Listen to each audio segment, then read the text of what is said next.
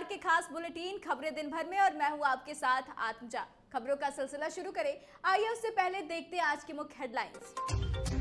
CM Nitish ने तेजस्वी को बताया झूठा, रोहिणी के चुनाव लड़ने पर भी कही बड़ी बात। जमुई और नवादा के बाद अब 16 को गया में गरजेंगे पीएम मोदी, मांझी के पक्ष में चुनावी जनसभा को करेंगे संबोधित। चिराग नहीं लेंगे पारस की मदद, कहा अब नहीं चाहिए उनका साथ। बक्सर से टिकट कटने पर बोले अश्विनी चौबे, कहा नाराज तो वो होंगे जो बाहर से आए हैं। चुनावी संकनात के बीच जदयू दफ्तर पहुंचे सीएम नीतीश, प्रवक्ताओं को दे रहे जीत का मंत्र। ओवैसी के खिलाफ चुनाव मैदान में उतरी बीजेपी कैंडिडेट को मिली Y+ सिक्योरिटी, गृह मंत्रालय ने बढ़ाई सुरक्षा। कैंसर से जूझ रहे सुशील मोदी से मिलने पहुंचे सीएम नीतीश, कहा जल्द ठीक होकर करेंगे जनसेवा। के पाठक ने बिहार में 1,500 हेडमास्टर का रोका वेतन, कट सकती है 1 महीने की सैलरी। बगहा में बीजेपी पर खूब बरसे वीआईपी सुप्रीमो मुकेश सहनी, देश की संपत्ति बेचकर कहा जा रहा भारत तरक्की कर रहा। अब खबरें विस्तार में। तेजस्वी यादव लगातार नौकरी देने का श्रेय ले रहे हैं। इस पर मुख्यमंत्री नीतीश कुमार ने कहा कि आप लोग नहीं जानते हैं कि यहाँ पर कौन सब कुछ किया है। जो काम किए कुछ दिन के लिए उनको लाए, लेकिन यह सब काम मेरे पहले से ही तय था। एक एक काम हमने करवाया है। झूठ मूठ का बोलते रहता है। वो सब किया क्या है जरा आप लोग ही याद करिए। 2005 से पहले उसके माता पिता 15 साल सत्ता में रहे। कोई काम हुआ था क्या? शाम में कोई घर से बाहर निकलता था क्या? कहीं कोई सड़क था? जरा याद करिए, अपने पुराने लोगों से पता कीजिए और अब देखिए कि पटना में कैसा कैसा बिल्डिंग है। वहीं लालू प्रसाद की दोनों बेटी यानी कि मीशा भारती और रोहिणी आचार्य के चुनावी मैदान में उतरने पर मुख्यमंत्री ने कहा कि उस सबका कोई मतलब नहीं, उसको जो मन में आवे करे।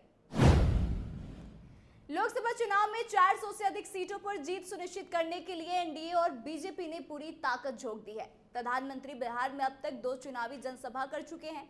हालांकि विपक्षी खेमे का कोई भी बड़ा नेता अब तक बिहार नहीं पहुंचा। जमुई और नवादा में चुनावी जनसभा करने के बाद पीएम मोदी अब गया में गरजने वाले हैं। 15 दिनों के अंदर पीएम मोदी का यह तीसरा चुनावी दौरा होगा।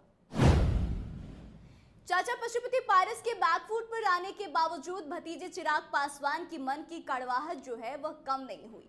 यही वजह है कि चिराग अभी भी पारस के साथ रिश्ते सुधारने में दिलचस्पी नहीं ले रहे। चिराग का कहना है कि चाचा ने ही मुझे घर परिवार से निकालकर बाहर फेंक दिया था, लिहाजा अब मैं इन चीजों से काफी आगे निकल चुका हूं। चिराग का कहना है कि परिवार के एक होने की बात पर उनके चाचा नेवर कहते थे, जो कि मेरी समझ से बाहर था। अगर मैं उनका सगा बेटा होता तो क्या इसी तरीके से मुझे घर से बाहर निकालते? बहरहाल मैं अभी इन चीजों से अब बाहर निकल चुका हूं। मेरी लड़ाई बिहार फर्स्ट, बिहारी फर्स्ट की लड़ाई के साथ आगे बढ़ चुकी है। लोकसभा चुनाव के अंतिम चरण में बक्सर संसदीय सीट पर मतदान होना है। वर्तमान में इस सीट से अश्विनी कुमार चौबे बीजेपी से सांसद हैं, लेकिन इस बार उनका टिकट कट गया। इस दफे इस सीट से इस बार बीजेपी ने मिथिलेश तिवारी को अपना उम्मीदवार बनाया। तिवारी भाजपा संगठन से उभरे हुए नेता हैं, जबकि वर्तमान सांसद भाजपा के मातृ संगठन से जुड़े एक दिग्गज नेता हैं। ऐसे में अब वर्तमान सांसद अश्विनी कुमार चौबे ने मिथिलेश तिवारी का बिना नाम लिए जोरदार विरोध किया। उन्होंने कहा कि नाराज तो वह होंगे जो बाहर से आए हैं। हम तो बक्सर के हैं और बक्सर के ही रहेंगे। हम तो विस स्पीकर जगदीश बन गए।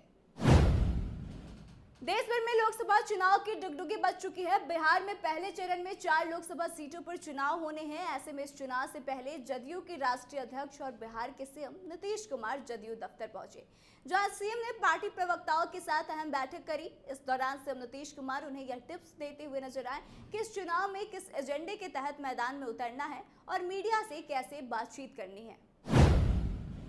हैदराबाद लोकसभा सीट के अश्विनी ओवैसी के खिलाफ चुनावी मैदान में उतरी भाजपा उम्मीदवार माधवी लता को Y+ सुरक्षा प्रदान की गई है।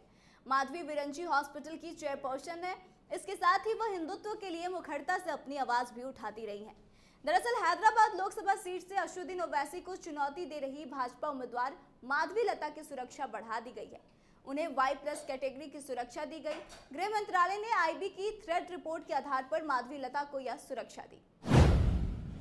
बिहार के मुख्यमंत्री नीतीश कुमार ने पूर्व उप मुख्यमंत्री व भाजपा नेता सुशील कुमार मोदी के राजेंद्र नगर स्थित आवास जाकर उनके स्वास्थ्य का हालचाल लिया। उनके उपचार के संबंध में भी विस्तार से जानकारी ली। मुख्यमंत्री ने सुशील मोदी के शीघ्र स्वस्थ होने की कामना भी की है। मुख्यमंत्री नीतीश कुमार ने कहा कि वह जल्द ही स्वस्थ होकर लोगों के बीच फिर से उपस्थित होकर उनकी सेवा करेंगे। इस अवसर पर उप मुख्यमंत्री सम्राट चौधरी, जल संसाधन मंत्री विजय कुमार चौधरी और राज्यसभा सांसद संजय कुमार झा भी उपस्थित थे। बिहार के सरकारी स्कूलों में लापरवाही को लेकर शिक्षा विभाग ने बड़ी कार्रवाई की। अपर मुख्य सचिव के पाठक ने लापरवाह शिक्षकों पर डंडा चलाया है। राज्य से सरकारी स्कूलों के 1400 हेडमास्टर का एक दिन की सैलरी काट दी गई। कहा तो ऐसा जा रहा है कि इन शिक्षकों का एक माह का वेतन भी कट सकता है। पहले उन्हें कारण बताओ नोटिस जारी किया गया है। मामला मिड डे मील से जुड़ा है। आपको बता दें कि इन हेडमास्टरों ने अपने स्कूलों से मध्याह्न भोजन योजना से संबंधित रिपोर्ट शिक्षा विभाग को नहीं दिया था। समय से रिपोर्ट नहीं पेश करने वाले अध्यापकों का वेतन बंद करने का आदेश सभी जिलों के जिला शिक्षा पदाधिकारियों को दे दिया गया है। विकासशील इंसान पार्टी यानी कि वीआईपी के प्रमुख और बिहार के पूर्व मंत्री मुकेश सैनी ने रविवार को बगहा में एक चुनावी सभा को संबोधित करते हुए विरोधियों पर जोरदार हमला किया। सैनी ने कहा कि देश की संपत्तियों को बेचकर लोगों को बताया जा रहा है कि देश आगे बढ़ रहा है। देश के ऊपर का कर्ज बढ़ता जा रहा है। भारत विकासशील देश की सूची से बाहर निकल गया है और कहा जा रहा है कि हमारी अर्थव्यवस्था तेजी से आगे बढ़ रही। मुकेश सैनी ने कहा कि केंद्र की सरकार लोगों को गुमराह कर हमारे पूर्वजों के सपनों को भी चकनाचूर कर रही है। नागपुर के इशारे पर संविधान को बदलने की कोशिश की जा रही है। तो आज के इस खास बुलेटिन में बस इतना ही। आगे की तमाम खबरों के लिए बने रहे हमारे साथ। देखते रहे कैपिटल टीवी बिहार। धन्यवाद।